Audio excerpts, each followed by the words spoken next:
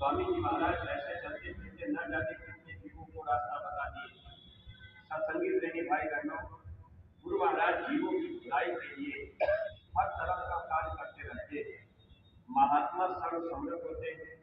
जीव 84 में पड़े, महात्मा उनको चाहे तो केवल करके उनको मनुष्य शरीर दिला सकते हैं।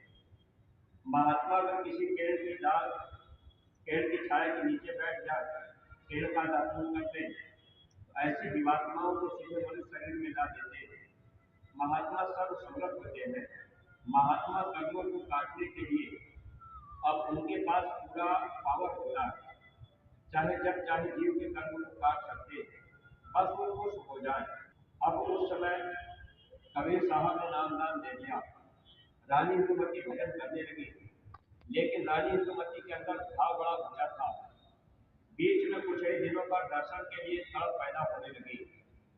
जब गुरु के दर्शन की तड़प पैदा होने लगती है जीव के अंदर, तो महात्मा ऐसे जीव को दया देते हैं, क्योंकि जैसे ही हम आप गुरु के सामने जाते हैं, गुरु अपनी नजरों को डाल करके नजरों अपनी दृष्टि को जीव के ऊपर डालकर उनके कर्मों को साफ करते हैं और उनके दर्शन से जीव के अंदर निर्मलता आती है, सुख और चैन मिलता है, आराम तुरंत महसूस हो जाता है। अगर कोई जीव तकलीफ में है, दर्शन करते ही कुछ न कुछ आराम हो जाता है। तो ये चीज महात्मा के अंदर रहती है, ये गुण उनके अंदर होता है, जिससे जीवों को लाभ मिलता रहता है। इसलिए महात्मा चाहते हैं कि जीव इससे लाभ लिया करें।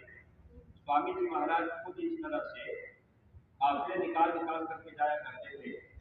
पूज्य महाराज जी भी बराबर जो परिश्रम करते हैं, लोगों के बीच में जाना, लोगों के घरों में जाना, लोगों को दर्शन देना, लोगों से मिलना जुलना, लोगों को स्पर्श कर लेना, इससे महात्मा जीवों को दया देते हैं। और जीव उनके अंदर अगर भाव है तो दया का पूरा लाभ उनको मिलता है।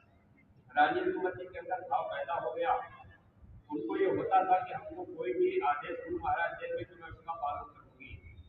सेवा का भाव भी पैदा हो गया, दर्शन का भी भाव रहा।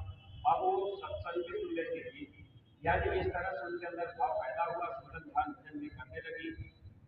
कबीर साहब रास्ता तो बता दिए थे और उन्होंने कहा भी था कि जब तुम सुमरन ध्यान भजन करने लगोगी तो अंदर में तुमको शब्द सुनाई देगा, यानी आवाज को सुन करके आत्मा फिर अपने सच्चे घर जाती है।